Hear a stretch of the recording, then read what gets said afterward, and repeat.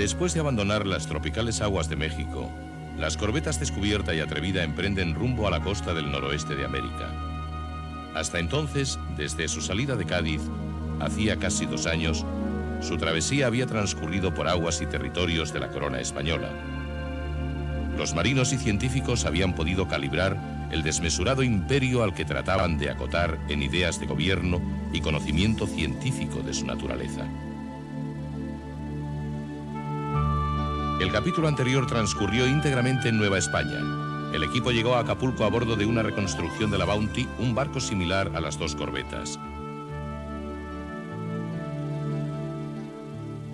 Nueva España era el territorio más rico del imperio y su capital, México, un hervidero cultural en donde Malaspina pudo ver cómo los criollos comenzaban a reivindicar su pasado prehispano.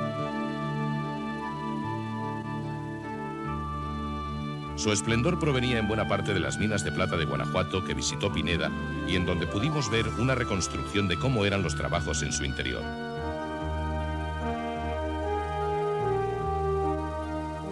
Navegaron hacia el norte, el pequeño puerto de San Blas, base para explorar la costa hasta Alaska. Sus manglares, donde los mosquitos hacían insufrible la vida, escondían nuevas especies como el enigmático ajolote.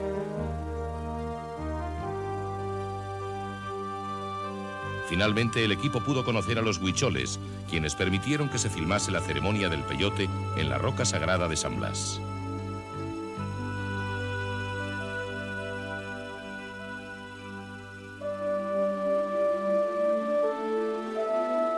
Las corbetas ponían ahora rumbo a una de las regiones más enigmáticas del globo. Una región de bosques y fiordos, habitada por desconocidas culturas indígenas y que escondía entre brumas y hielos uno de los mitos geográficos más persistentes, el Paso del Noroeste. Una región que por su riqueza en pieles preciosas había despertado ya la codicia de las potencias de la lejana Europa.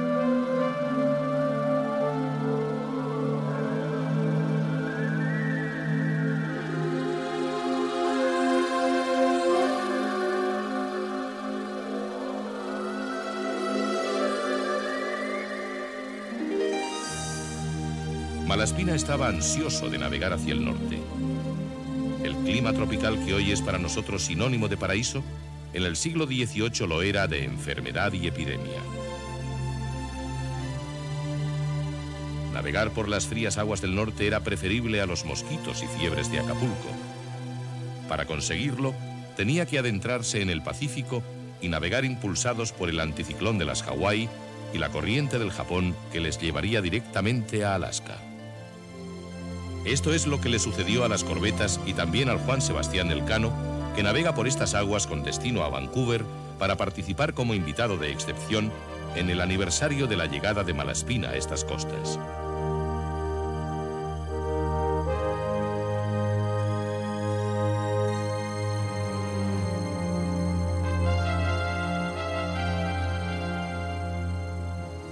Pero mientras el Juan Sebastián Elcano pone rumbo a las costas de Canadá, nosotros, siguiendo la expedición, nos dirigimos a un pequeño puerto de Alaska, primer punto de recalada de las corbetas. Como a los miembros de la expedición, la belleza de este paraje nos cautivó. Con la caída de la tarde y despejándose poco a poco las brumas, el espectáculo que se nos presentó a la vista era nuevo y grandioso, semejante al telón de un teatro. Se dejó ver la cordillera majestuosa, donde las manchas de nieve reflejaban con nuevo brío los rayos benéficos del sol. La costa era una franja de terreno poblada de pinos hermosamente frondosos. Hay que imaginarse a aquella marinería acostumbrada al soleado paisaje de España y Sudamérica, navegando por las frías aguas de Alaska, cerca ya del círculo polar ártico, en un paisaje muy diferente al que habían visto hasta entonces. Una cosa al menos tuvo clara el comandante, a diferencia de las etapas anteriores. Aquí no iba a desertar nadie.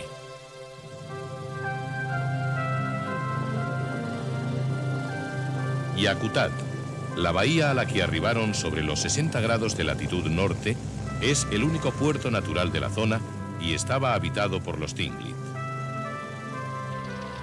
Llegamos a Yakutat en este pequeño hidravión. enseguida nos dimos cuenta de lo poco que había cambiado el paisaje. Teníamos el recuerdo de los relatos y las descripciones hechas por la expedición, leídos y releídos 1000 veces, y ahora, en la lejana tierra de Alaska, reconocíamos este paisaje casi como propio. Tuvimos la extraña sensación de ya haber estado allí anteriormente. A la llegada de los expedicionarios, una multitud de canoas salieron a recibirlos, entonando canciones de paz y bienvenida, a la vez que ofrecían salmón y pieles para cambiarlos por los exóticos objetos europeos, sobre todo clavos, hachuelas, herramientas y navajas y ropa. Nuestra llegada levantó también cierta expectación en el pequeño poblado, y así la maestra nos pidió que explicáramos a los niños esa parte de su historia en la que españoles y tinglis se conocieron por primera vez.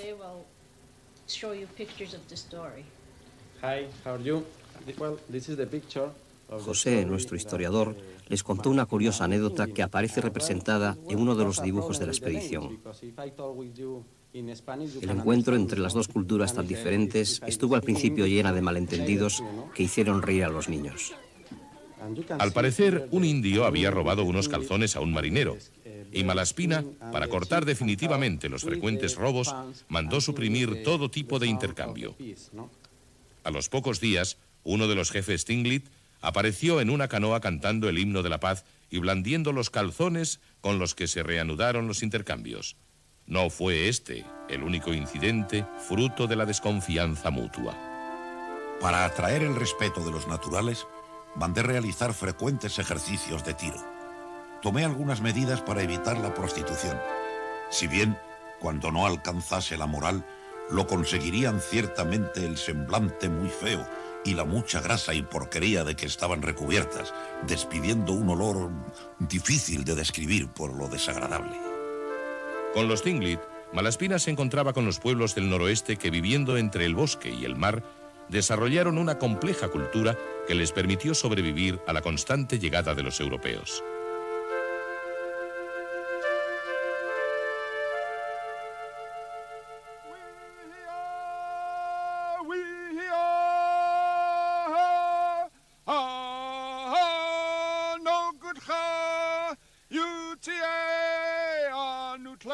David Cassett, jefe Tingli del clan del Águila, es, aunque pueda sorprendernos, presidente de la compañía Sea Alaska Heritage, y nos contó que el gran reto de su pueblo es adaptarse para poder sobrevivir en el futuro sin perder las raíces de su cultura Tingli.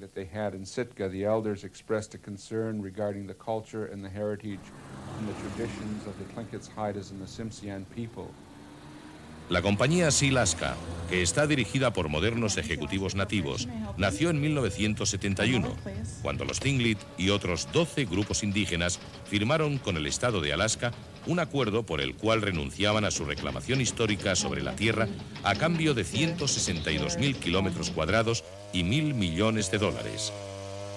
Los indígenas se implicaban en la explotación del bosque, la pesca e incluso el petróleo, obligándose también a pagar impuestos.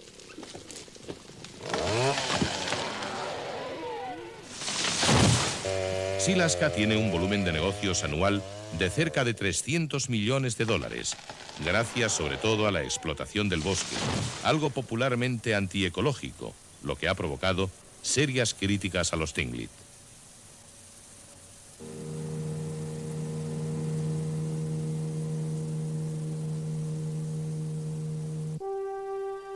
Desde el siglo XVI se hablaba de un largo estrecho en el norte que uniría el Atlántico con el Pacífico. La expedición debía buscar el paso del noroeste hacia los 60 grados de latitud norte, siguiendo el relato del marino del siglo XVII Lorenzo Ferrer Maldonado. El equipo de televisión española sobrevoló la amplia ría de Yakutat hacia el interior, siguiendo exactamente la ruta de los dos barcos de Malaspina.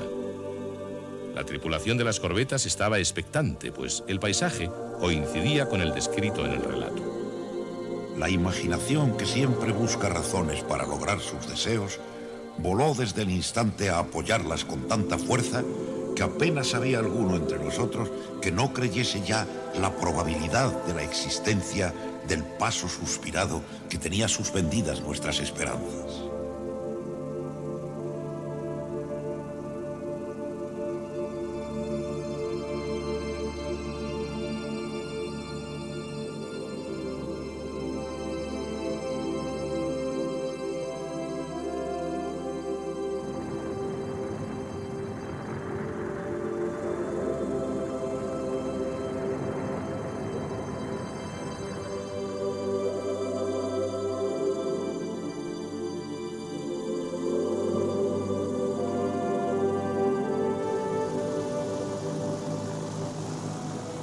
grupo amerizó en el mismo lugar en el que anclaron las corbetas hacía 2 siglos. Nada había cambiado. El paisaje era el mismo que Ravenet había pintado para la expedición.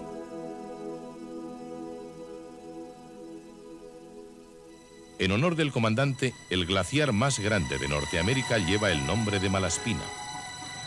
Sobre aquella belleza se imponía el silencio, solo roto por el grito de las focas y las lejanas explosiones del hielo. Siempre habíamos pensado que nuestro viaje tenía algo de iniciático. Allá donde termina un camino, hay otro que comienza. El final es lo que acaba y el ciclo comienza por el final. Aquí, frente a este enorme telón de hielo, sentíamos haber llegado al final de la Tierra, donde ya no hay nada más, ni siquiera el mar. Un poco más arriba y el mundo se termina. Se cae uno del globo, como suelen decir por aquí.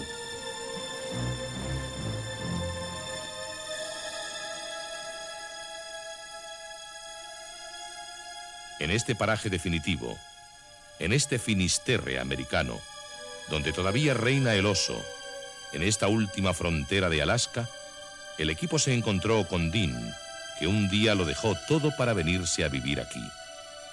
Él mismo explica el porqué. Mucha gente me pregunta cómo puedo vivir en Yakutat y mi respuesta es: contemplad la belleza de la naturaleza que me rodea. La Madre Tierra nos permite disfrutar de parajes como el que podéis ver ahí al fondo. No entiendo cómo el ser humano podría vivir en cualquier otro lugar. Para demostrarle la tranquilidad que reina aquí, escuchen este disparo.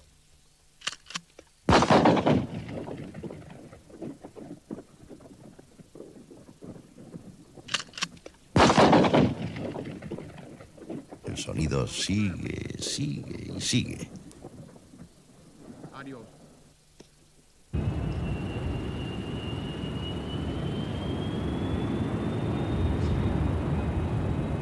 Desde Yakutat volamos hacia Juneau, la capital de Alaska, etapa intermedia para una cita que teníamos con el Juan Sebastián Elcano, que se encontraba navegando por esta zona del noroeste americano. Aquí en Juneau nos encontramos con una agradable sorpresa. Uno de los barcos que hacen la ruta hacia Canadá se llamaba Malaspina. Desde luego, no dudamos en embarcarnos en él. Su comandante, cuando se enteró que nos encontrábamos a bordo, nos pidió que le habláramos de aquel marino que llevaba el nombre de su barco y nos consideró sus invitados mientras duró la travesía por esta costa cartografiada por marinos españoles. El tiempo se mantenía bastante despejado para distinguir bien toda la costa, lo que permitía realizar con exactitud el reconocimiento de las muchas abras que se aparecían a nuestra vista.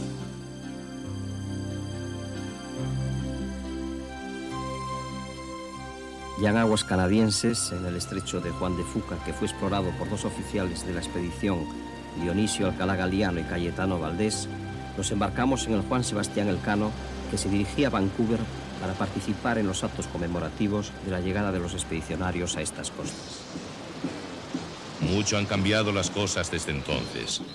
El Juan Sebastián Elcano es sin duda una magnífica embajada flotante para dar relieve a los actos del bicentenario de la expedición.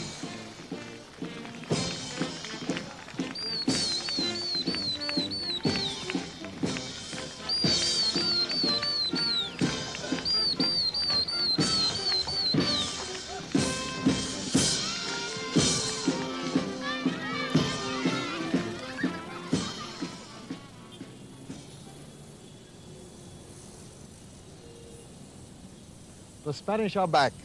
Les Españoles regresan. 200 years after Malaspina's Hace expedition. 200 años, la expedición Malaspina llegó por primera vez a la Columbia Británica, procedente de Alaska, y desembarcó en Nootka con los mejores dibujantes y cartógrafos europeos. Esta fue la expedición más importante en materia de exploración realizada en la costa del noroeste junto con las de James Cook, George Vancouver y Jean-François de la Pérouse. La expedición Malaspina fue muy importante para la Columbia Británica y para Canadá por los documentos, cartas de navegación e instrumentos realizados. También se conservan muchas otras colecciones de dibujos de pájaros, gentes y lugares.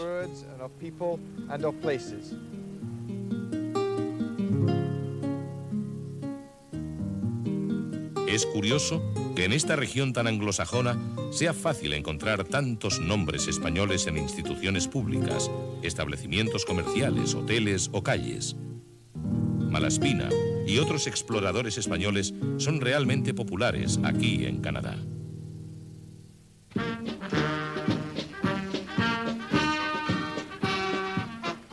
Ya en Norteamérica se reunieron las armadas de Estados Unidos, Canadá y España en actos festivos con desfiles y marchas, pasodobles, discursos y homenajes, todo en un típico ambiente yanqui para celebrar el bicentenario de la expedición.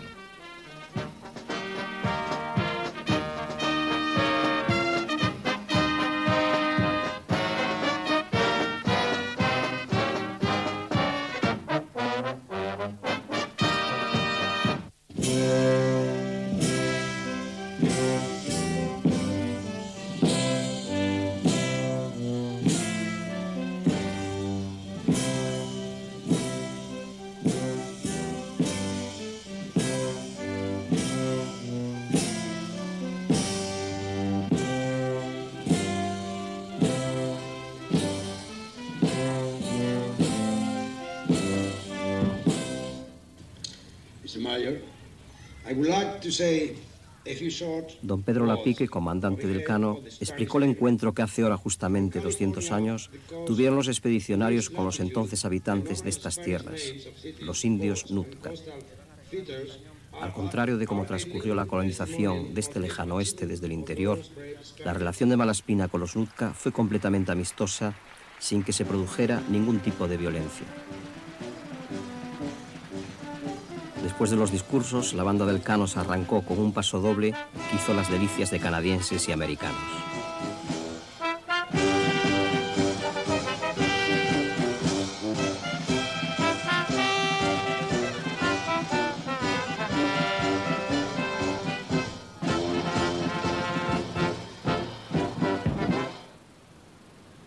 Aprovechando la estancia aquí del Cano, propusimos al comandante navegar de nuevo, 200 años después, hasta la isla de Nootka. Viniendo del estrecho Fuca es bastante problemático en las condiciones actuales llegar a Nootka. Tenga usted en cuenta que el Cano es un barco que ciñe muy poco y tendríamos el viento, como se dice, en la nariz. Y por lo tanto nos podría dar lugar a estar como 4 o 5 días a lo mejor para llegar. Es una pena no poder llegar a Nootka porque es fundamental en toda la... Efectivamente. Efectivamente fue una de las mayores hazañas de Malaspina, entrar en Nootka, en esas condiciones de... Entonces, comandante, Malaspina, ¿cómo pudo llegar tan arriba si hay tanta dificultad de vientos que baja? Pues Malaspina, primero con mucho más tiempo. No tenían como nosotros un programa a cumplir. Nosotros tengamos en cuenta que tenemos que llegar luego a San Francisco. En cambio, Malaspina disponía de mucho tiempo y al final llegó haciendo bordadas para que el viento le llegase por el través o por la popa y al fin pudo llegar a Nootka. Ya que con el Juan Sebastián Elcano no era posible, tuvimos que utilizar para llegar hasta la isla otro medio no tan histórico como el buque escuela, pero sí más efectivo. Ahora nos dirigimos a Nootka. Este es un lugar maravilloso, un hermoso país. Es como vuestro hogar. Entre 1789 y 1795 este fue el hogar de los españoles, un territorio español. En estas tierras siguen viviendo los Nuu-chah-nulth, directos descendientes de los indios con los que se encontró Malaspina. Es uno de los lugares más bellos del mundo. El horizonte es fantástico. Les va a encantar.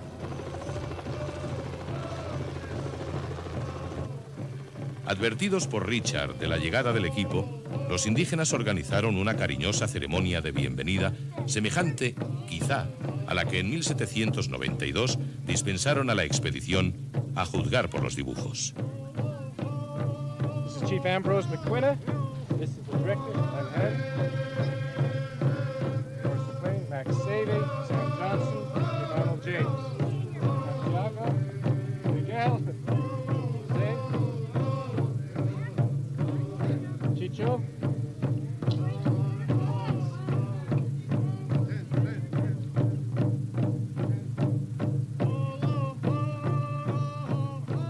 Este es Ambrose Maquina, que lleva el mismo nombre que su antepasado, descrito por Malaspina como un jefe de talento claro y despejado.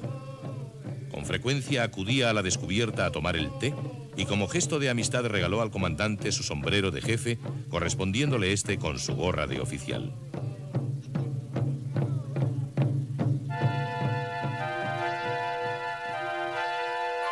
En esta misma playa, España fundó en 1789 su establecimiento más septentrional. Un fuerte y una compañía de soldados defendían los supuestos derechos españoles frente al creciente número de barcos peleteros ingleses. Un incidente entre barcos de las dos naciones estuvo a punto de precipitar una crisis internacional que llevó a España y la Gran Bretaña al borde de la guerra. La revolución que estalló en Francia hizo aliadas temporales a las dos naciones que firmaron un acuerdo que ponía fin a su disputa. Una absurda política imperial de enclaves y orgullo que, además de costar una fortuna, resultaba siempre desestabilizadora.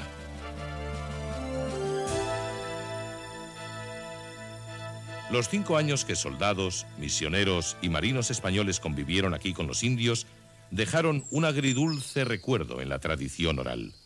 My grandmother. Oh, it's a young lad, young. Mi abuela hablaba español. Cuando yo era pequeño fue cuando empecé a escuchar y a entender lo que decía mi abuela. But my grandmother spoke Spanish.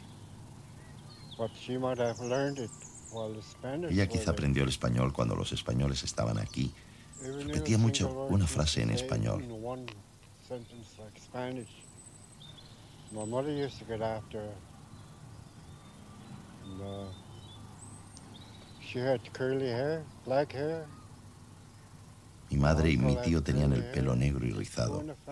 Solo 2 en la familia, creo. Pero ninguno de mis hijos lo ha heredado. Ni siquiera yo o mi único hermano.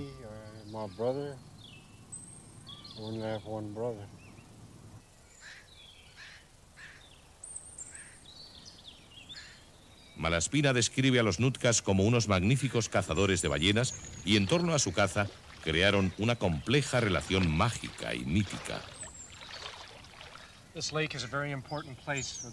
Este lago es un lugar muy importante para los jefes Nootkas y el pueblo de Frinley Cove. Solían venir aquí en secreto y se lavaban siguiendo un ritual con ramas del árbol de cicuta y con helechos. Entonaban sus cánticos sagrados y recitaban sus plegarias. A través de ese ritual llamaban a las ballenas a la orilla y después permitían que se las pescara.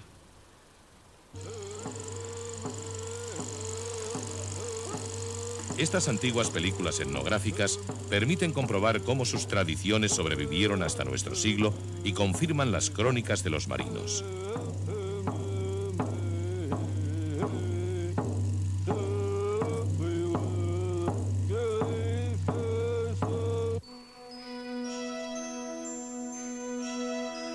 Los sombreros de los jefes suelen tener el motivo de la pesca de la ballena, pues la destreza y el valor necesarios son circunstancias que acreditan a los que saben practicarla.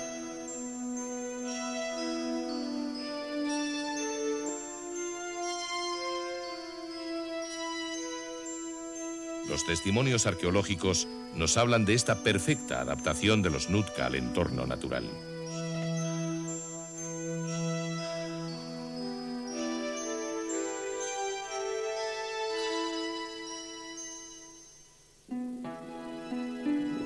El ciclo del salmón condicionaba todas las actividades de las culturas de la costa del noroeste, pues era su principal recurso alimenticio. En la actualidad, se sigue reconociendo a los Nootka el derecho a pescar el salmón con red a la entrada de los ríos, siguiendo una vieja tradición de la que participa todo el pueblo. Juntan muchas canoas a la entrada del paraje. Con el fin de espantarlos, hacen vibrar muchos palos y piedras. Lentamente van estrechando la distancia entre las canoas, que forman un cerco que va siendo cada vez más pequeño, hasta que consiguen acorralar el pescado, de donde lo sacan con gran prontitud. Si juzgamos por el crecido número de salmones que nos vendieron solo 2 canoas, deben ser aquellos canales bien abundantes en pescado, y por consiguiente, de una fácil subsistencia para sus moradores. We enjoy living this life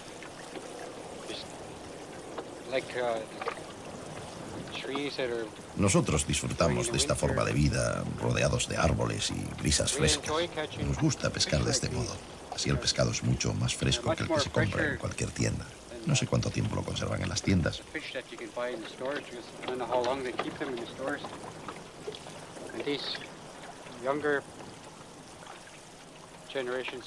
Las nuevas generaciones nos observan atentamente para que nosotros, los mayores, les enseñemos a pescar de esta forma. Por eso cuando el salmón llega, ellos aprenden viendo cómo lo hacemos nosotros.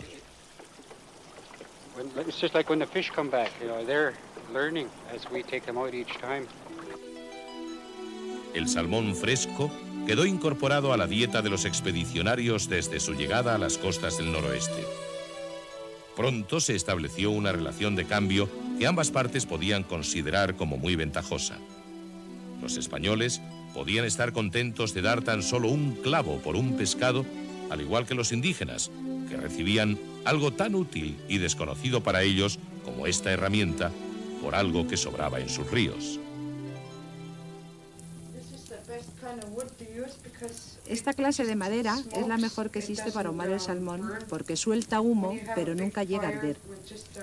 Si hiciese llama, el pescado se secaría completamente.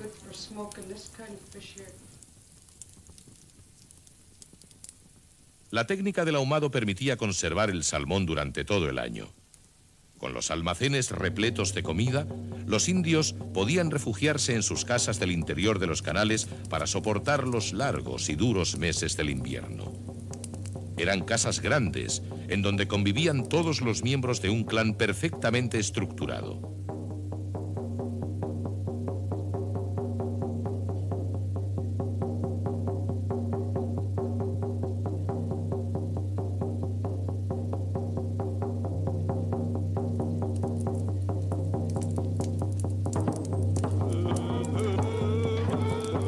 En esta casa de invierno, el equipo de televisión española tuvo la ocasión de filmar una de sus danzas rituales que apenas ha cambiado desde que Malaspina visitó la isla.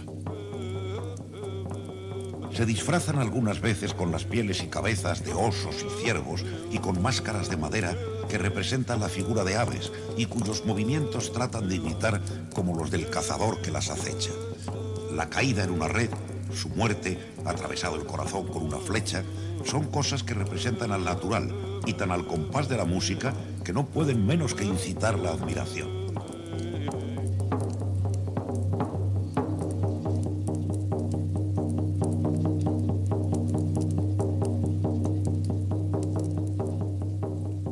Los ilustrados marinos quedaron sorprendidos por el alto nivel técnico alcanzado en las esculturas indígenas, tal y como se observa en los postes totémicos, el símbolo más conocido de estas culturas.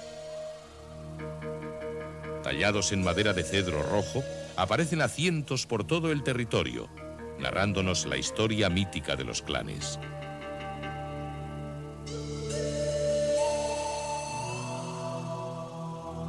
Son las esculturas de madera más grandes del mundo. Algunos son más altos que la Esfinge de Gizeh. Pero a diferencia del arte occidental, los postes totémicos no se crearon por el ansia de inmortalidad. Cuando el tiempo los derribe y caigan al suelo, de entre sus figuras nacerán nuevos cedros, renovándose una vez más el ciclo de la naturaleza.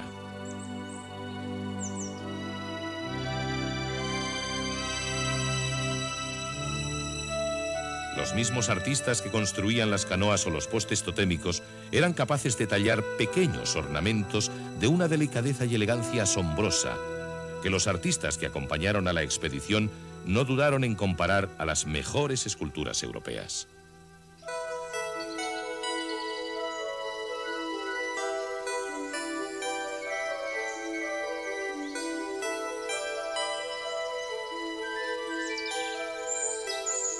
En aquellos tiempos, los bosques y los hombres podían convivir, incluso los indígenas podían provocar incendios controlados para disfrutar de zonas despejadas en donde crecían moras, fresas, frambuesas y todo tipo de frutas silvestres.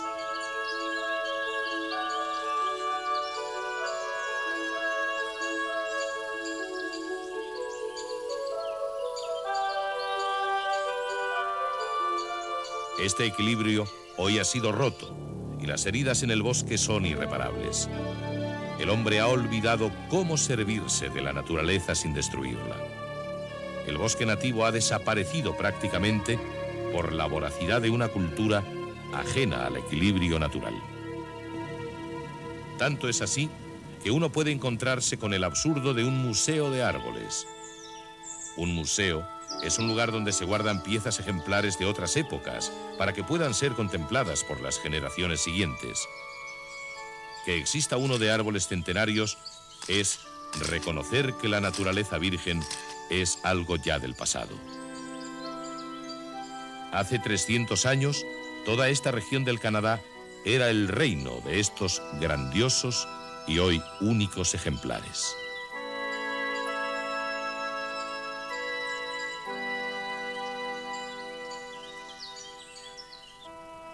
Hace unas décadas, los Nutkas fueron agrupados en una reserva, forzadamente alejados de los lugares de sus antepasados por la promesa de trabajo y buenas casas. Pero la realidad fue muy distinta. A pocos metros de sus pobres barracones, el gobierno ha instalado una fábrica de celulosa donde los árboles del bosque milenario son transformados en pasta de papel.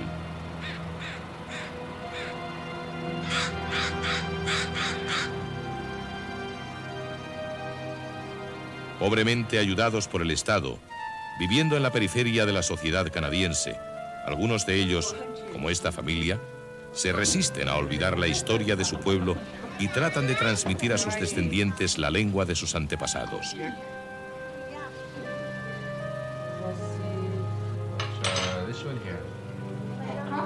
Perdidas sus tradiciones más profundas, ven cómo su número disminuye por las deserciones a la gran ciudad, el alcoholismo, en definitiva, por la marginación.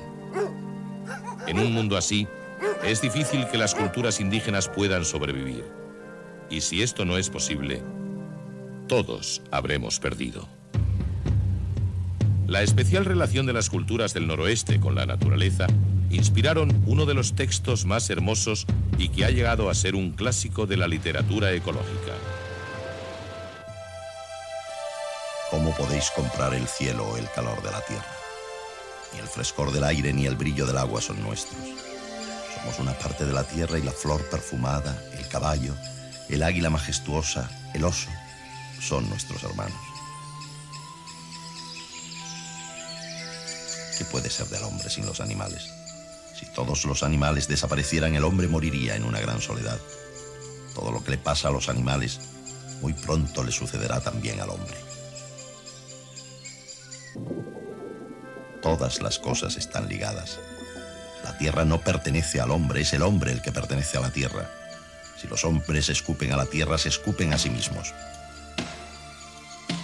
No puedo comprender vuestras ciudades que hieren nuestros ojos y los ruidos que son un insulto para el oído. La hoja verde, la playa arenosa, la niebla en el bosque, el amanecer entre los árboles, son sagradas experiencias y memorias de mi pueblo. Cuando el último piel roja haya desaparecido, estos bosques estarán poblados por el espíritu de mi pueblo, porque nosotros amamos este país como ama el niño los latidos del corazón de su madre. Soy un salvaje y no comprendo otra forma de vida.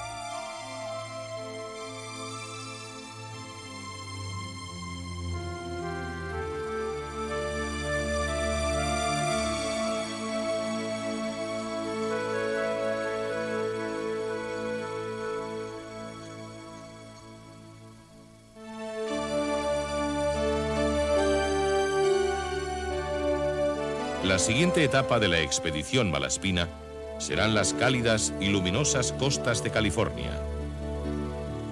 Después de 6 días de navegación a bordo del Juan Sebastián Elcano, divisamos por fin el famoso puente del Golden Gate a la entrada de la bahía de San Francisco. La bruma había confundido el horizonte y comprendimos entonces cómo había sido posible que la bahía hubiese pasado desapercibida durante casi 200 años y que finalmente fuera descubierta por tierra. Hoy, las torres del Golden Gate saludan desde lejos al navegante que, ansioso, espera pronto traspasar esa puerta dorada, símbolo perfecto del mito californiano. La bahía fue considerada el mejor puerto natural de América, capaz, como apuntó Malaspina, de contener todas las escuadras de Europa.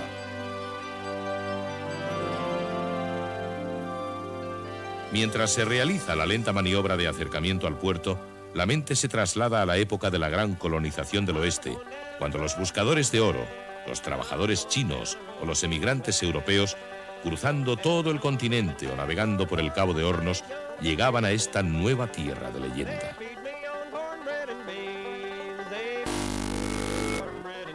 El único testimonio de aquella época es la pequeña iglesia de la Misión Dolores, levantada cuando toda la ciudad tenía solo 500 habitantes.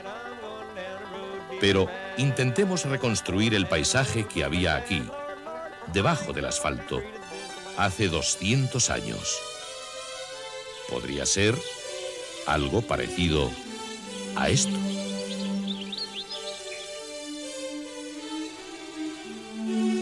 Pero la nueva tierra prometida solo podía abastecerse por mar, pues los extensos desiertos de desoladas montañas y ardientes dunas las separan de México.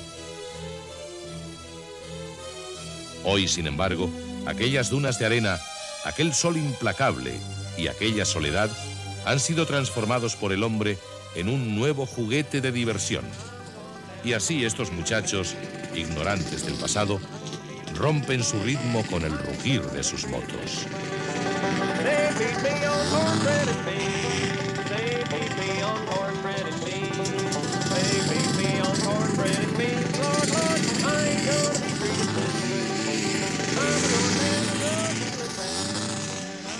En el siglo XVIII todo se hacía a golpe de caminata, y para resolver su aislamiento se fundaron una cadena de misiones separadas por 1 o 2 días de dura marcha. Esta ruta fue conocida como el Camino Real, y todavía hoy encontramos en las modernas autopistas algunas de las campanas que servían de guías, que jalonan numerosos lugares bautizados con nombres de la época española.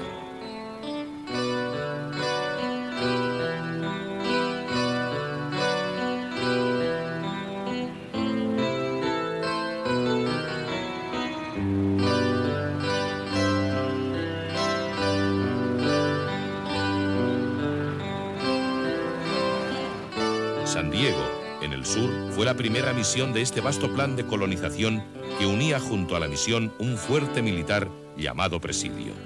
Estamos en un sitio muy histórico de San Diego, que está hoy día muy cerca de una autopista, pero antiguamente este es el sitio donde ha llegado el padre Junípero Serra, y ha llegado aquí con los pioneros misioneros de España. Y aquí en este sitio también hemos tenido un presidio para los soldados. Había muy pocos soldados en aquellos tiempos, y durante los primeros años estaban los españoles aquí en la Valle de Misión, que se puede ver hoy día también. Luego se han ido al norte de California, a Monterrey y otros sitios.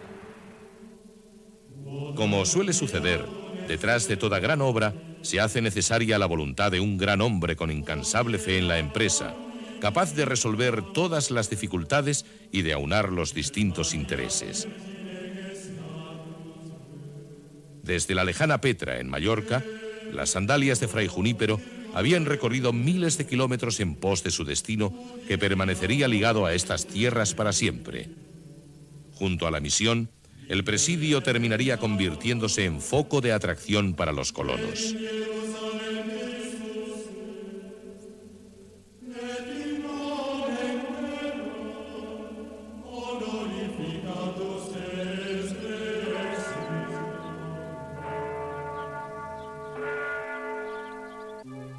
Malaspina ancló en la bahía de Monterrey, capital de la nueva provincia de California, en un día muy parecido al de hoy. Los vientos irregulares y la niebla estuvieron a punto de hacerle naufragar. La entrada a la bahía era bien dudosa por la dificultad para ver tierra con un cielo triste y neblinoso. La costa a corta distancia, tan llena de arrecifes que parecía imposible salvar persona alguna si naufragásemos en ella. Y ahora una anécdota curiosa. En la misión murió un marinero de la expedición que había nacido en Boston. en los recién creados Estados Unidos de América. Y así, por el azar de su viaje con Malaspina, se convirtió en el primer norteamericano en morir en California. Como en casi todas las etapas, también en estas aguas los naturalistas se dedicaron al estudio de la fauna acuática. La exactitud de los dibujos permitió que nuestro operador submarino pudiera con facilidad localizar alguna de las especies descritas por la expedición.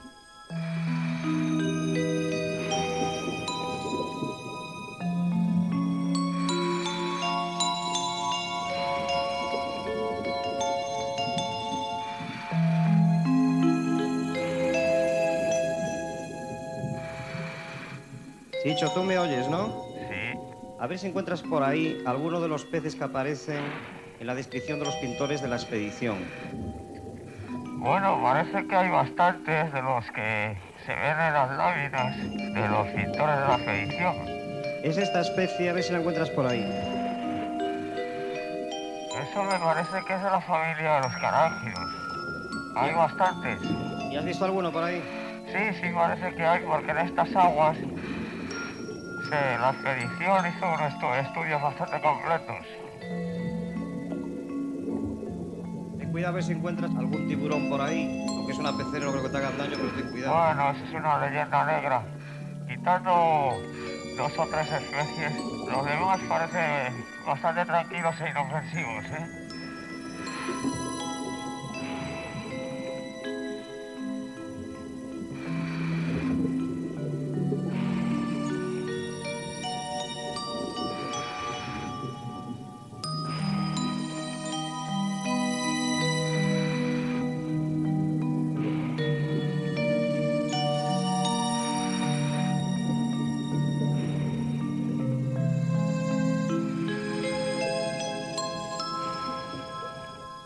Malaspina, hombre pragmático, juzgaba beneficioso el influjo de la religión en la colonia, pues además de frenar la brutalidad de la conquista, era siempre un sistema de control y paz social más suave.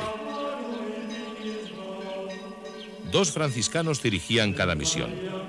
Uno de ellos se ocupaba del gobierno espiritual y el otro del temporal.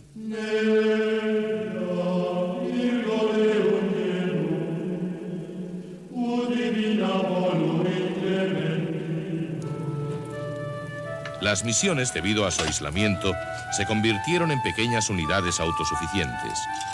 Se trataba de asentar a las poblaciones indígenas, acostumbrándolas al trabajo artesanal. En las misiones existían, además de la escuela, telares, talleres de carpintería y fábrica de velas.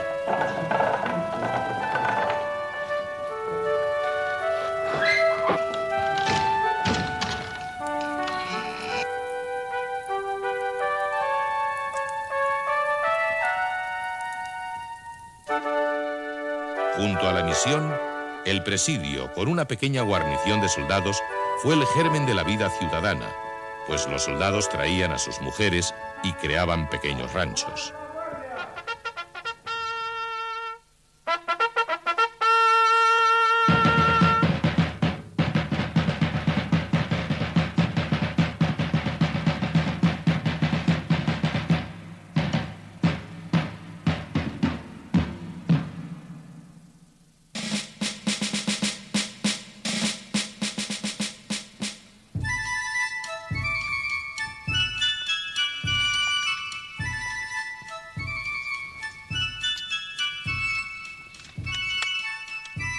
Este arma debe de ser más limpia.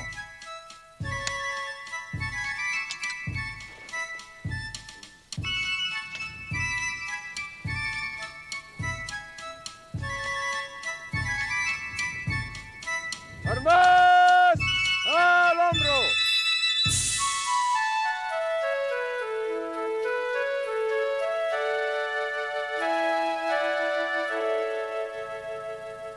Este pudo haber sido uno de mis antepasados hace 2 siglos. Nos parecemos un poquito, ¿que no? Pues pertenezco a un grupo aquí de descendientes de los pobladores originales de Santa Bárbara. Y cada 21 de abril reunimos todas las familias ahí en el presidio a celebrar la fundación del pueblo de Santa Bárbara. Esta es mi linda esposa, esta es Mia. How beautiful you look today. Thank you. I just pressed it. Oh. Bueno, en unos minutos vamos al presidio.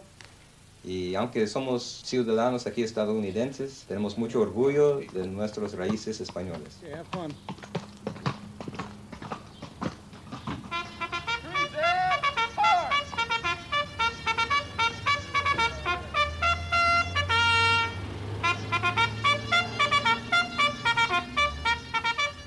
Bajo la bandera de España, aquellos soldados y sus mujeres, la mayoría de origen novohispano, fueron los primeros colonizadores del lejano oeste.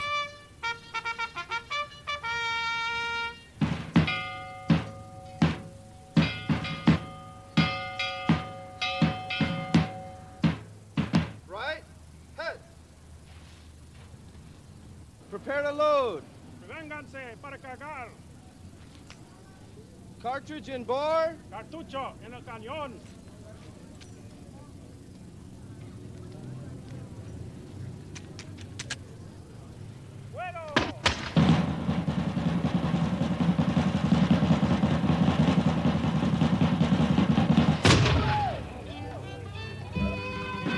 Hoy en día, los descendientes de estos pioneros se reconocen a sí mismos como californios, para distinguirse de los californianos de origen anglosajón que invadieron sus tierras cuando la fiebre del oro. Durante más de medio siglo, California, como Texas o Nuevo México, creó una peculiar cultura hispana de frontera que aún conservan con orgullo y cariño. Llevo este traje del siglo XVIII porque estoy muy interesado en la historia de Santa Bárbara. Vivo en el mismo lugar donde el padre Serra fundó nuestra ciudad. Father Serra founded our city.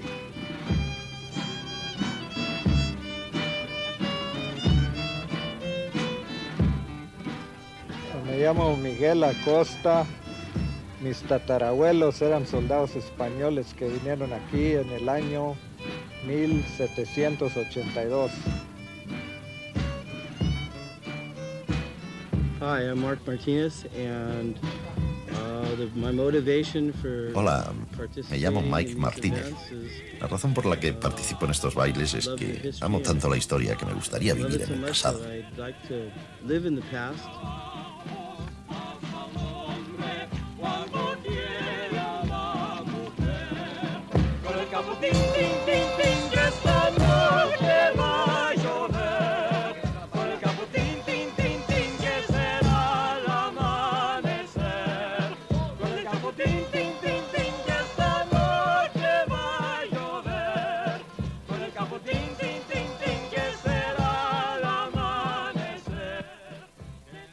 Aquel pasado intenso y reciente ha dejado una profunda huella en estas tierras que con el andar del tiempo se han convertido en uno de los emblemas de la cultura norteamericana.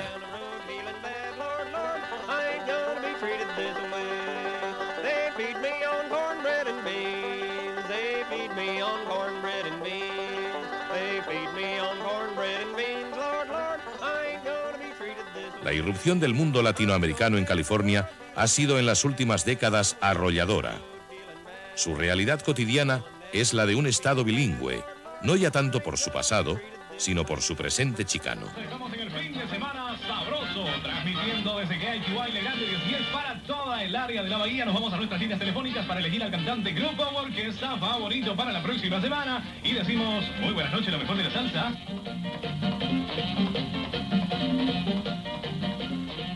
Servicio expreso de paquetes, cajas y encomiendas todos los sábados. 2 oficinas en San Francisco, 4229 de la calle Misión, teléfono 239-7660.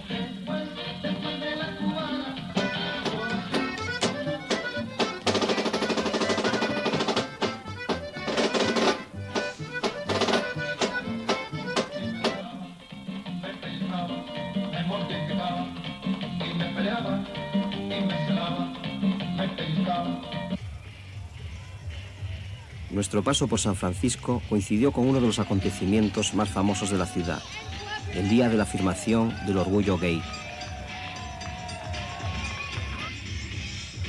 En este día sus habitantes se echan a la calle para presenciar y participar en esta fiesta.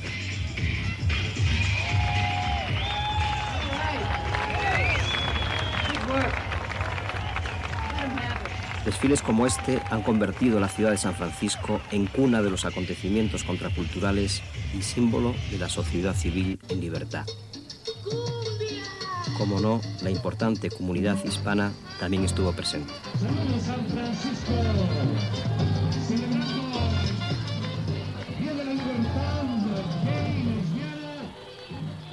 celebrando nuestra cultura, nuestra herencia cultural y también el hecho de que somos gay, lesbianos, latinos.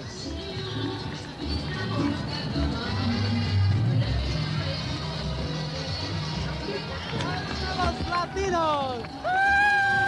¡Arriba España!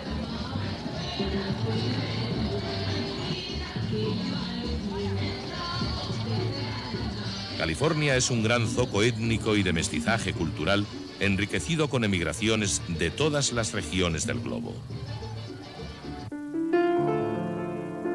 Lo español, frente a lo hispano, ha quedado como una sublimación de una época dorada. El Balboa Park de San Diego, en el que se reproducen las fachadas de monumentos castellanos y andaluces, contando incluso con una estatua del Cid Campeador, nació a principios de este siglo, cuando apenas existía la emigración chicana.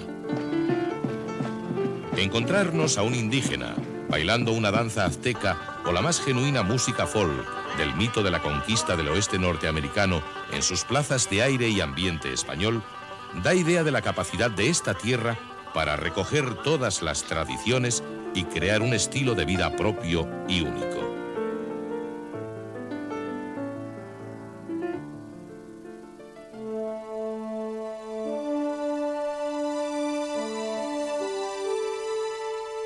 No sin pesar, el equipo que sigue las huellas de la expedición tuvo que abandonar estas tierras después de haber palpado la fascinación de California. Debemos seguir a las corbetas en su largo camino a la otra orilla del Océano Pacífico. Su nuevo destino serán las Islas Filipinas, la joya de la corona española en Oriente.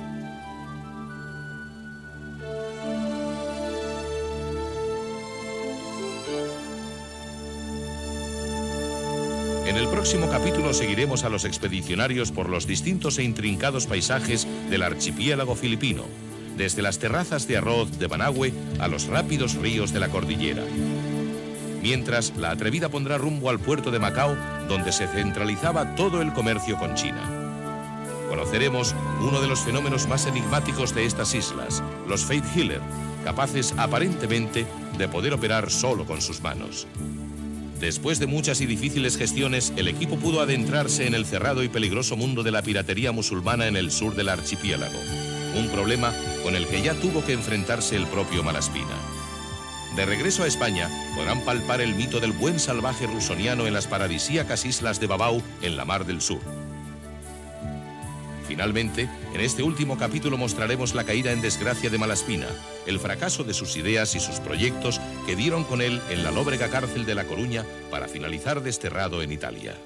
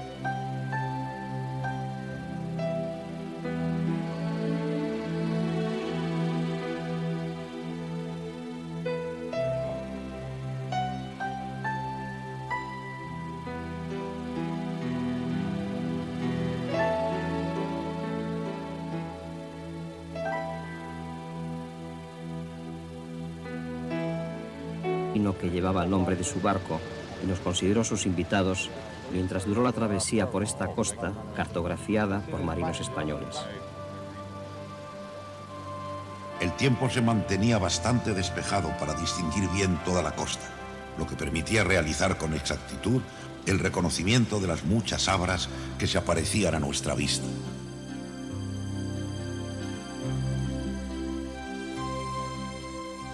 Ya en aguas canadienses, en el estrecho de Juan de Fuca, que fue explorado por dos oficiales de la expedición, Dionisio Alcalá Galiano y Cayetano Valdés, nos embarcamos en el Juan Sebastián Elcano, que se dirigía a Vancouver para participar en los actos conmemorativos de la llegada de los expedicionarios a estas costas. Mucho han cambiado las cosas desde entonces. El Juan Sebastián Elcano es sin duda una magnífica embajada flotante para dar relieve a los actos del bicentenario de la expedición.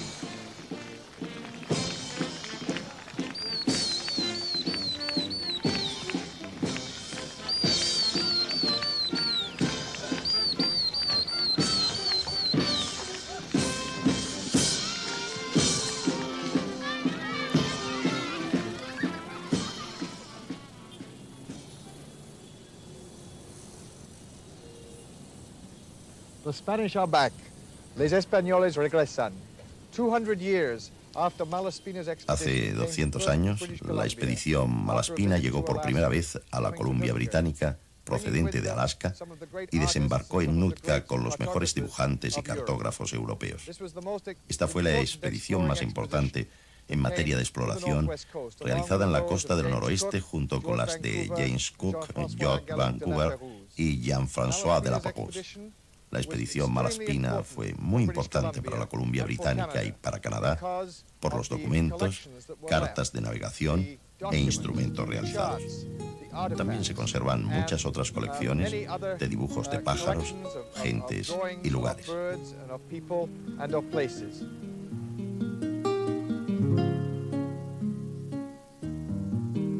Es curioso que en esta región tan anglosajona sea fácil encontrar tantos nombres españoles en instituciones públicas, establecimientos comerciales, hoteles o calles.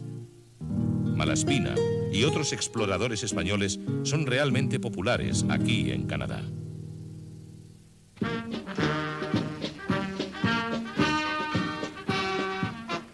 Ya en Norteamérica se reunieron las armadas de Estados Unidos, Canadá y España en actos festivos con desfiles y marchas, pasodobles, discursos y homenajes, todo en un típico ambiente yanqui para celebrar el bicentenario de la expedición.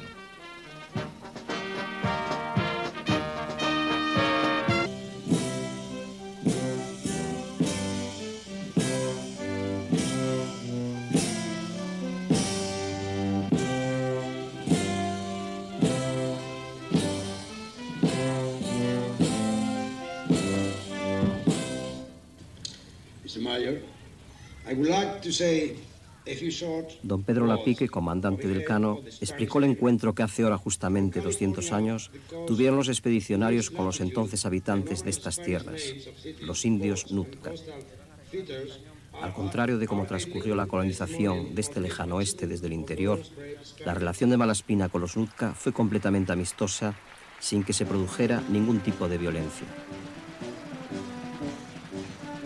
Después de los discursos, la banda del Cano se arrancó con un paso doble que hizo las delicias de canadienses y americanos.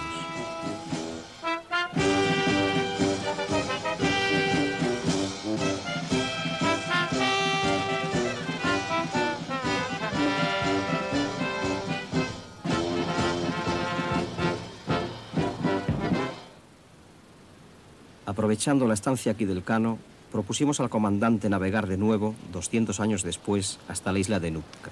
Viniendo del estrecho Fuca es bastante problemático en las condiciones actuales llegar a Nootka. Tenga usted en cuenta que el Cano es un barco que ciñe muy poco y tendríamos el viento, como se dice, en la nariz. Y por lo tanto nos podría dar lugar a estar como 4 o 5 días a lo mejor para llegar. Es una pena no poder llegar a Nootka porque es fundamental toda la... Efectivamente. Efectivamente fue una de las mayores hazañas de Malaspina, entrar en Nootka, en esas condiciones de... ¿Sabes, comandante, Malaspina cómo pudo llegar tan arriba si hay tanta dificultad de vientos que bajan? Pues Malaspina, primero con mucho más tiempo. No tenían como nosotros un programa a cumplir. Nosotros tengamos en cuenta que tenemos que llegar luego a San Francisco. En cambio, Malaspina disponía de mucho tiempo y al final llegó haciendo bordadas para que el viento le llegase por el través o por la popa y al fin pudo llegar a Nootka. Ya que con el Juan Sebastián Elcano no era posible, Tuvimos que utilizar para llegar hasta la isla otro medio no tan histórico como el buque escuela, pero sí más efectivo. Ahora nos dirigimos a Nootka. Este es un lugar maravilloso, un hermoso país. Es como vuestro hogar. Entre 1789 y 1795 este fue el hogar de los españoles, un territorio español.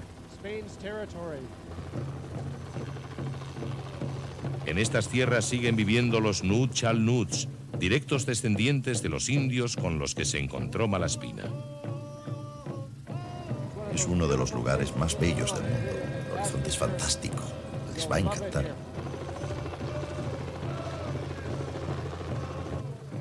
Advertidos por Richard de la llegada del equipo, los indígenas organizaron una caravana.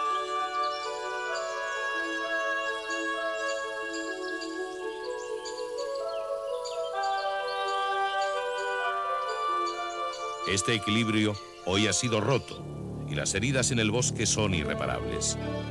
El hombre ha olvidado cómo servirse de la naturaleza sin destruirla. El bosque nativo ha desaparecido prácticamente por la voracidad de una cultura ajena al equilibrio natural. Tanto es así que uno puede encontrarse con el absurdo de un museo de árboles. Un museo es un lugar donde se guardan piezas ejemplares de otras épocas para que puedan ser contempladas por las generaciones siguientes. Que exista uno de árboles centenarios es reconocer que la naturaleza virgen es algo ya del pasado. Hace 300 años, toda esta región del Canadá era el reino de estos grandiosos y hoy únicos ejemplares.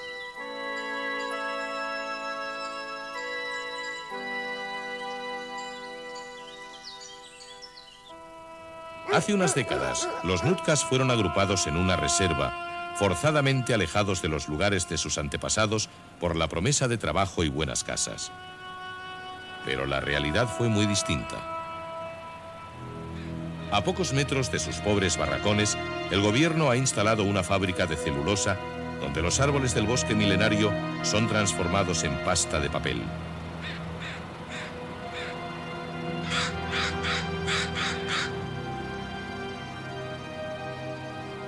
Pobremente ayudados por el Estado, viviendo en la periferia de la sociedad canadiense, algunos de ellos, como esta familia, se resisten a olvidar la historia de su pueblo y tratan de transmitir a sus descendientes la lengua de sus antepasados.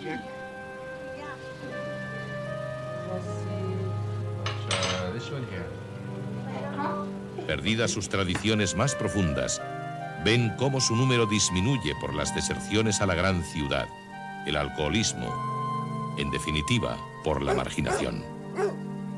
En un mundo así, es difícil que las culturas indígenas puedan sobrevivir. Y si esto no es posible, todos habremos perdido. La especial relación de las culturas del noroeste con la naturaleza inspiraron uno de los textos más hermosos y que ha llegado a ser un clásico de la literatura ecológica. ¿Cómo podéis comprar el cielo o el calor de la tierra? Ni el frescor del aire ni el brillo del agua son nuestros. Somos una parte de la tierra y la flor perfumada, el caballo, el águila majestuosa, el oso, son nuestros hermanos.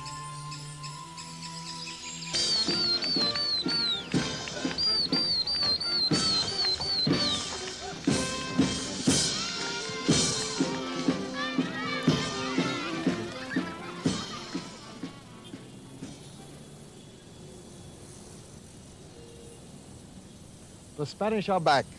Les Españoles regresan. 200 years after Malaspina's Hace expedition. 200 años, la expedición Malaspina llegó por primera vez a la Columbia Británica, procedente de Alaska, y desembarcó en Nootka con los mejores dibujantes y cartógrafos europeos. Esta fue la expedición más importante en materia de exploración realizada en la costa del noroeste junto con las de James Cook, George Vancouver y Jean-François de la Pérouse. La expedición Malaspina fue muy importante para la Columbia Británica y para Canadá por los documentos, cartas de navegación e instrumentos realizados. También se conservan muchas otras colecciones de dibujos de pájaros, gentes y lugares.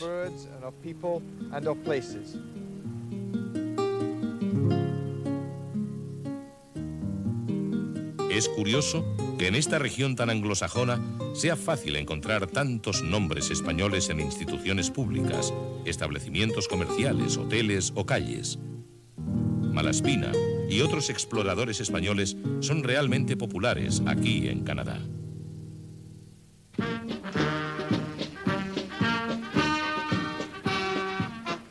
Ya en Norteamérica se reunieron las armadas de Estados Unidos, Canadá y España en actos festivos con desfiles y marchas, pasodobles, discursos y homenajes, todo en un típico ambiente yanqui para celebrar el bicentenario de la expedición.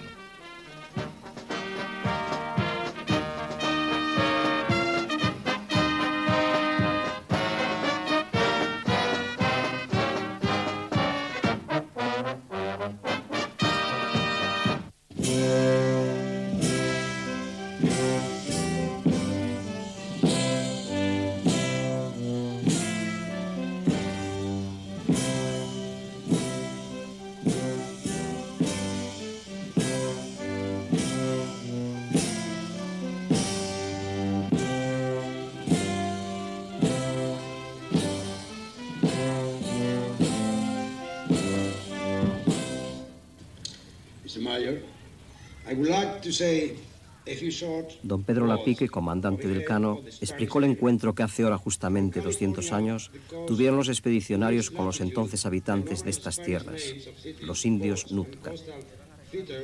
Al contrario de cómo transcurrió la colonización de este lejano oeste desde el interior, la relación de Malaspina con los Nootka fue completamente amistosa, sin que se produjera ningún... Es curioso que en esta región tan anglosajona sea fácil encontrar tantos nombres españoles en instituciones públicas, establecimientos comerciales, hoteles o calles.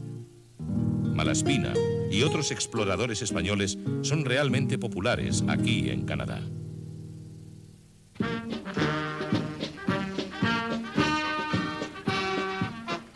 Ya en Norteamérica se reunieron las armadas de Estados Unidos, Canadá y España en actos festivos con desfiles y marchas, pasodobles, discursos y homenajes, todo en un típico ambiente yanqui para celebrar el bicentenario de la expedición.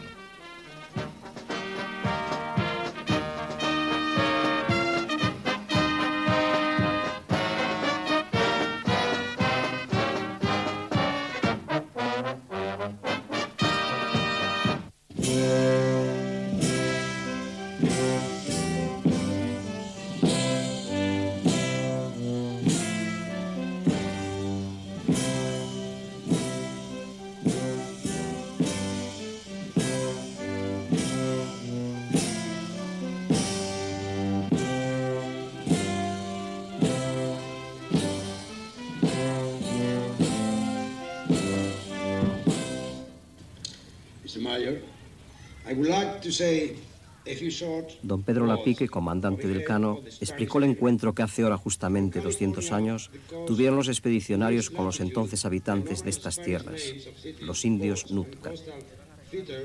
Al contrario de cómo transcurrió la colonización de este lejano oeste desde el interior, la relación de Malaspina con los Nootka fue completamente amistosa, sin que se produjera ningún tipo de violencia. Después de los discursos, la banda del Cano se arrancó con un paso doble que hizo las delicias de canadienses y americanos.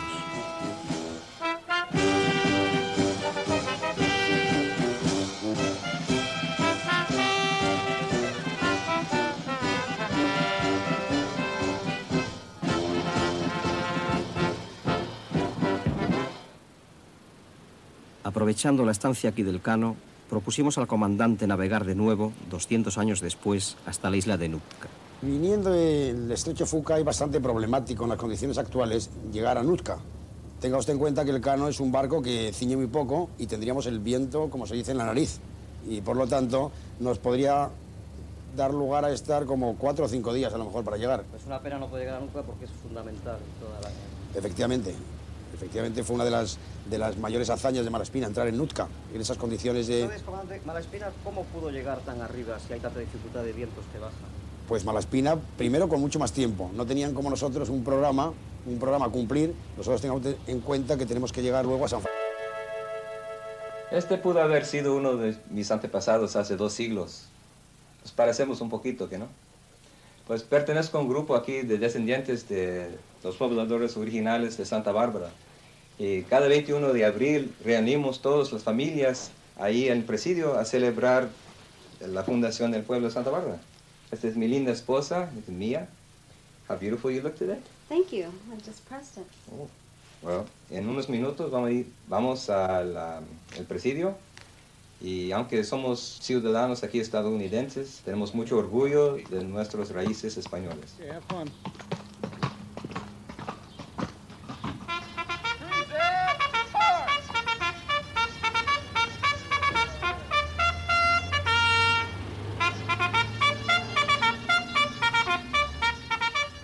Bajo la bandera de España, aquellos soldados y sus mujeres, la mayoría de origen novohispano, fueron los primeros colonizadores del lejano oeste.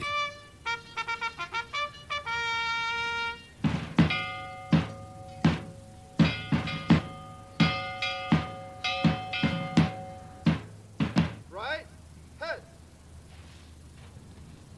Prepare to load. Vénganse para cargar.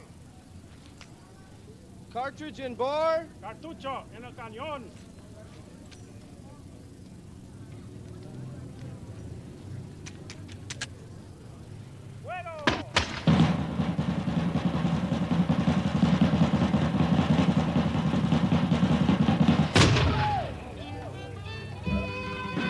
Hoy en día, los descendientes de estos pioneros se reconocen a sí mismos como californios, para distinguirse de los californianos de origen anglosajón que invadieron sus tierras cuando la fiebre del oro.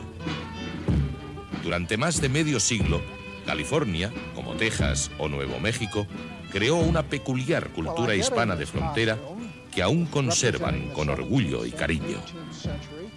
Llevo este traje del siglo XVIII porque estoy muy interesado en la historia de Santa Bárbara.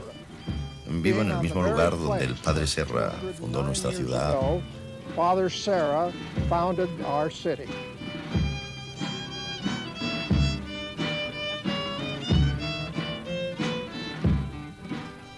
Me llamo Miguel Acosta. Mis tatarabuelos eran soldados españoles que vinieron aquí en el año 1782. Hi, I'm Mark Martinez, and my motivation for Hola, me llamo Mike participating in these Martínez. events is La razón por la que participo en estos bailes es que amo tanto la historia que me gustaría I love vivir it en so el much pasado. that I'd like to live in the past. El único testimonio de aquella época es la pequeña iglesia de la Misión Dolores, levantada cuando toda la ciudad tenía solo 500 habitantes. Pero intentemos reconstruir el paisaje que había aquí, debajo del asfalto, hace 200 años. Podría ser algo parecido a esto.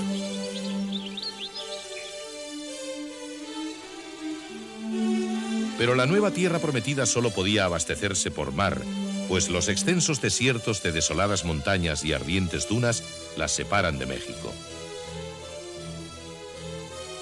Hoy, sin embargo, aquellas dunas de arena, aquel sol implacable y aquella soledad han sido transformados por el hombre en un nuevo juguete de diversión.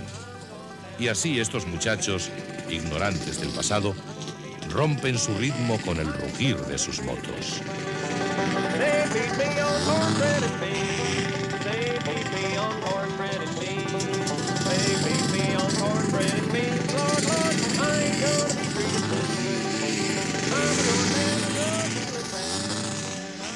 En el siglo XVIII todo se hacía a golpe de caminata, y para resolver su aislamiento se fundaron una cadena de misiones separadas por 1 o 2 días de dura marcha.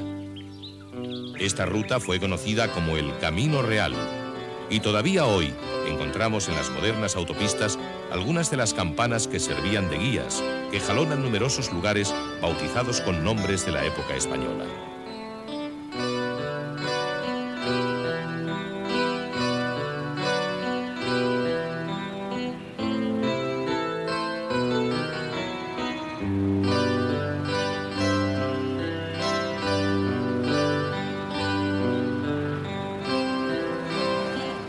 San Diego, en el sur, fue la primera misión de este vasto plan de colonización que unía junto a la misión un fuerte militar llamado Presidio.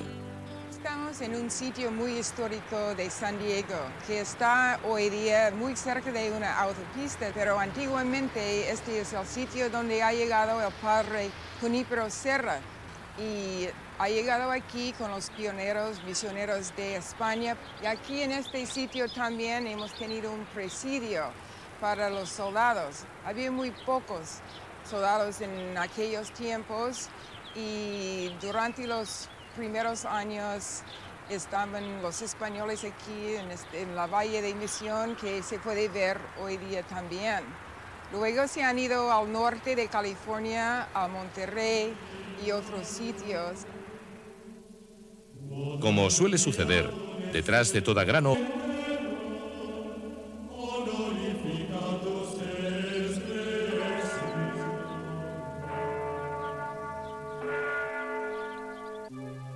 Malaspina ancló en la bahía de Monterrey, capital de la nueva provincia de California, en un día muy parecido al de hoy. Los vientos irregulares y la niebla estuvieron a punto de hacerle naufragar. La entrada a la bahía era bien dudosa por la dificultad para ver tierra con un cielo triste y neblinoso. La costa a corta distancia, tan llena de arrecifes que parecía imposible salvar persona alguna si naufragásemos en ella. Y ahora una anécdota curiosa. En la misión murió un marinero de la expedición que había nacido en Boston, en los recién creados Estados Unidos de América.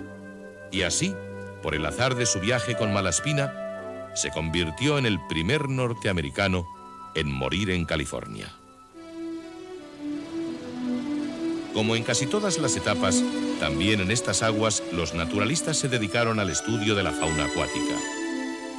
La exactitud de los dibujos permitió que nuestro operador submarino pudiera con facilidad localizar alguna de las especies descritas por la expedición.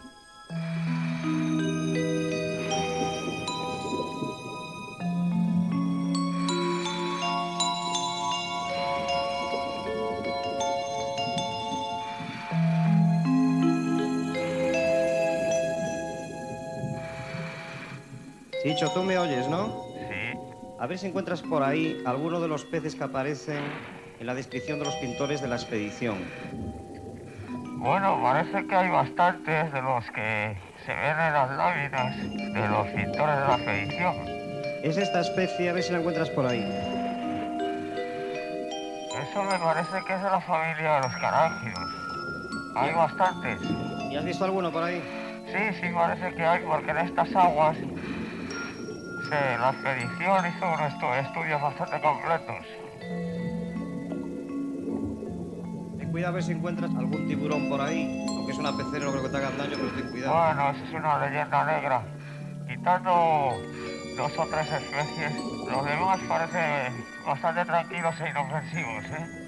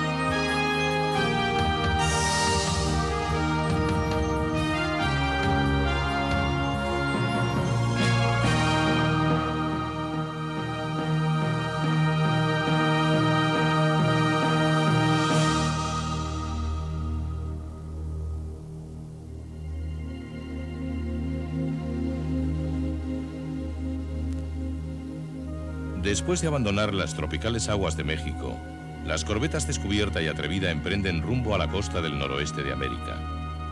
Hasta entonces, desde su salida de Cádiz, hacía casi 2 años, su travesía había transcurrido por aguas y territorios de la corona española. Los marinos y científicos habían podido calibrar el desmesurado imperio al que trataban de acotar en ideas de gobierno y conocimiento científico de su naturaleza. El capítulo anterior transcurrió íntegramente en Nueva España. El equipo llegó a Acapulco a bordo de una reconstrucción de la Bounty, un barco similar a las 2 corbetas. Nueva España era el territorio más rico del imperio y su capital, México, un hervidero cultural en donde Malaspina pudo ver cómo los criollos comenzaban a reivindicar su pasado prehispano. Su esplendor provenía en buena parte de las minas de plata de Guanajuato que visitó Pineda y en donde pudimos ver una reconstrucción de cómo eran los trabajos en su interior.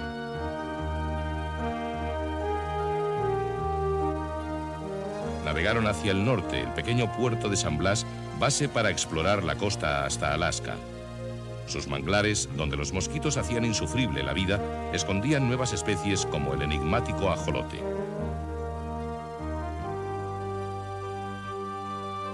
Finalmente, el equipo pudo conocer a los huicholes, quienes permitieron que se filmase la ceremonia del peyote en la roca sagrada de San Blas.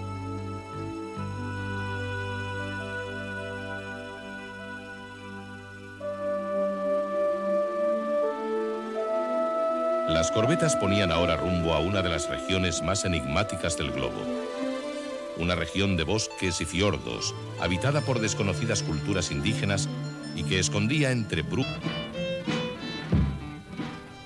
Me llamo Miguel Acosta. Mis tatarabuelos eran soldados españoles que vinieron aquí en el año 1782.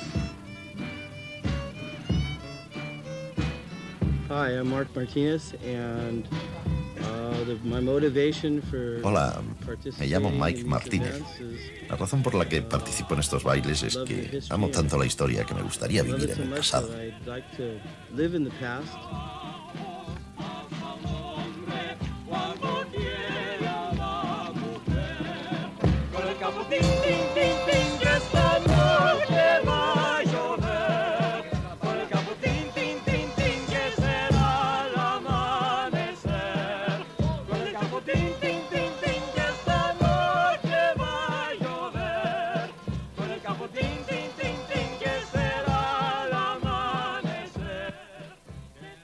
Aquel pasado intenso y reciente ha dejado una profunda huella en estas tierras que con el andar del tiempo se han convertido en uno de los emblemas de la cultura norteamericana.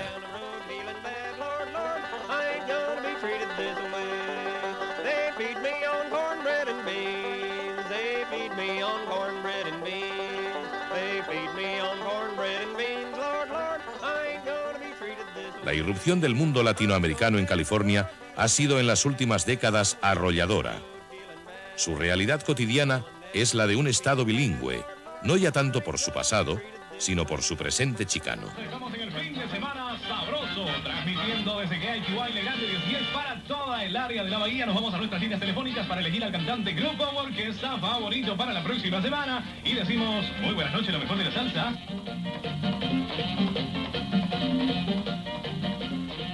Servicio de expreso de paquetes, cajas y encomiendas todos los sábados.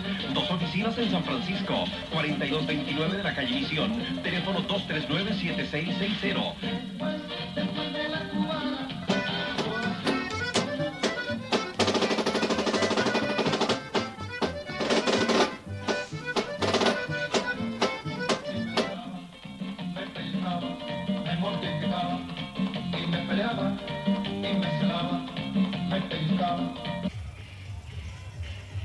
Nuestro paso por San Francisco coincidió con uno de los acontecimientos más famosos de la ciudad, el día de la afirmación del orgullo gay.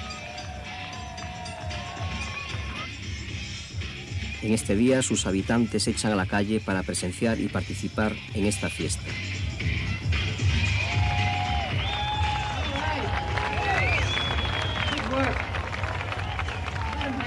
Desfiles como este han convertido la ciudad de San Francisco para celebrar el bicentenario de la expedición.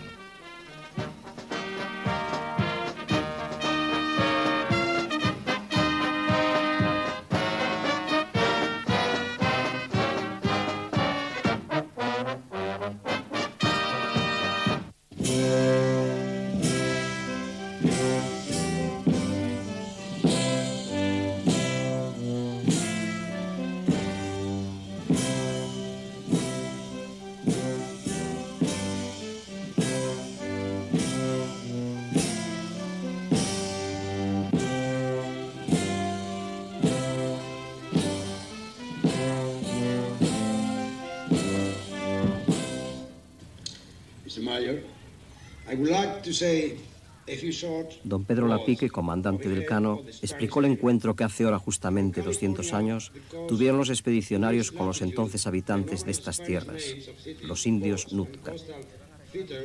Al contrario de cómo transcurrió la colonización de este lejano oeste desde el interior, la relación de Malaspina con los Nootka fue completamente amistosa, sin que se produjera ningún tipo de violencia.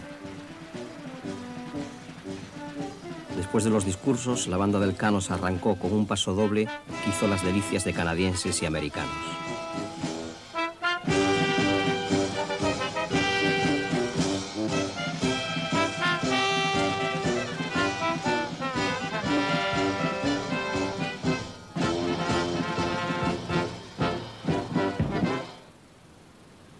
Aprovechando la estancia aquí del Cano, propusimos al comandante navegar de nuevo, 200 años después, hasta la isla de Nootka.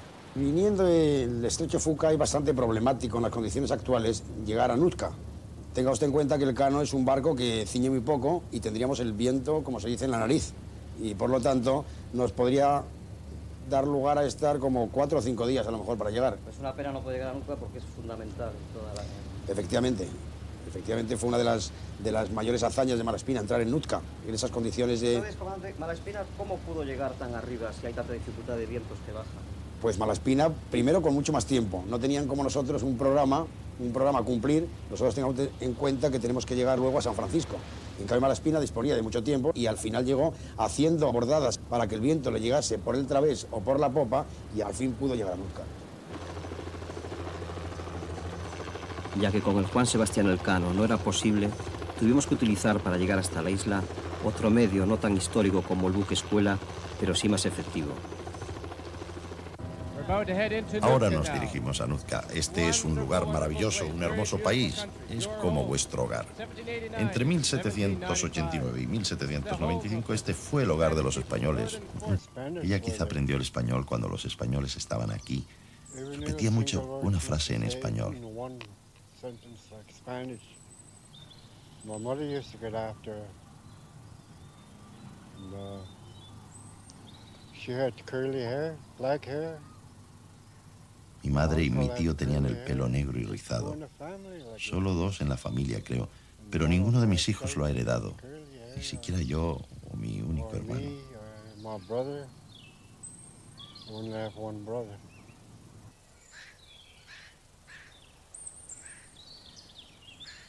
Malaspina describe a los Nootkas como unos magníficos cazadores de ballenas y en torno a su caza crearon una compleja relación mágica y mítica. Este lago es un lugar muy importante para los jefes Nootkas y el pueblo de Frinley Cove. Solían venir aquí en secreto y se lavaban siguiendo un ritual con ramas del árbol de cicuta y con helechos. Entonaban sus cánticos sagrados y recitaban sus plegarias. A través de ese ritual llamaban a las ballenas a la orilla y después permitían que se las pescara.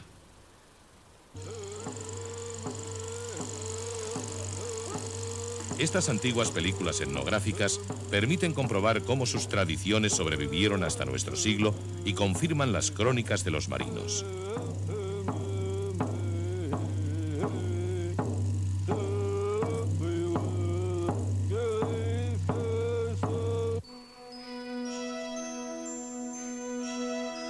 Los sombreros de los jefes suelen tener el motivo de la pesca de la ballena, pues la destreza y el valor necesarios son circunstancia que acreditan a los que saben practicarla.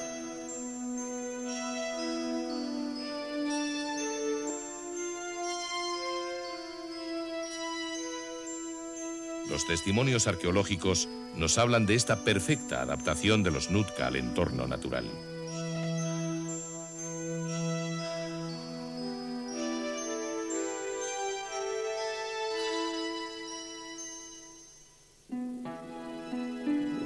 El ciclo del salmón condicionaba todas las actividades de las culturas de la costa del noroeste, pues era su principal recurso alimenticio. En la actualidad, se sigue reconociendo a los Nootka el derecho a pescar el salmón con red a la entrada de los ríos, siguiendo una vieja tradición de la que participa todo el pueblo. Juntan muchas canoas a la entrada del paraje. Con el fin de espantarlos, hacen vibrar muchos palos y piedras. Lentamente van estrechando la distancia entre las canoas que forman un cerco que va siendo cada vez más pequeño hasta que consiguen acorralar el pescado de donde lo sacan con gran prontitud. Si juzgamos por el crecido número... Convivían todos los miembros de un clan perfectamente estructurado.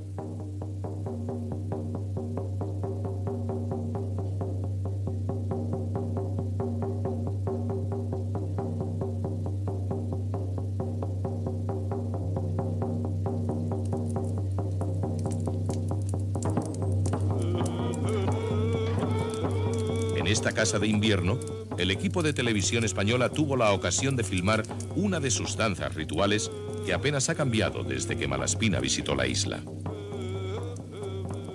Se disfrazan algunas veces con las pieles y cabezas de osos y ciervos y con máscaras de madera que representan la figura de aves y cuyos movimientos tratan de imitar como los del cazador que las acecha. La caída en una red, su muerte, atravesado el corazón con una flecha, son cosas que representan al natural y tan al compás de la música que no pueden menos que incitar la admiración.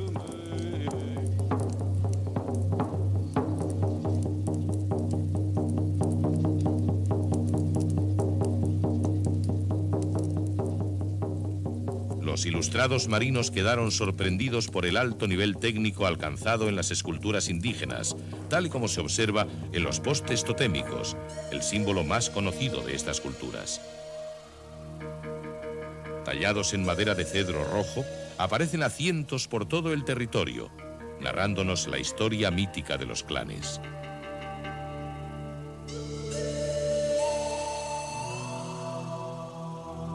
Son las esculturas de madera más grandes del mundo. Algunos son más altos que la Esfinge de Gizeh.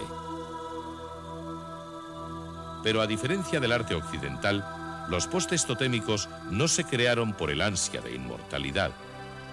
Cuando el tiempo los derribe y caigan al suelo, de entre sus figuras nacerán nuevos cedros, renovándose una vez más el ciclo de la naturaleza.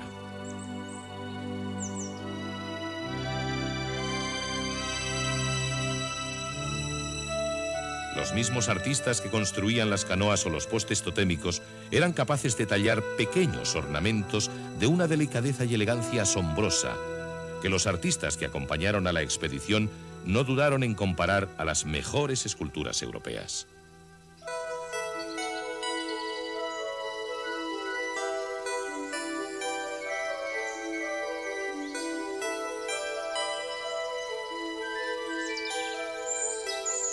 En aquellos tiempos, los bosques y los hombres podían convivir, incluso los indígenas podían provocar incendios controlados para disfrutar de zonas despejadas en donde crecían moras, fresas, frambuesas y todo tipo de frutas silvestres.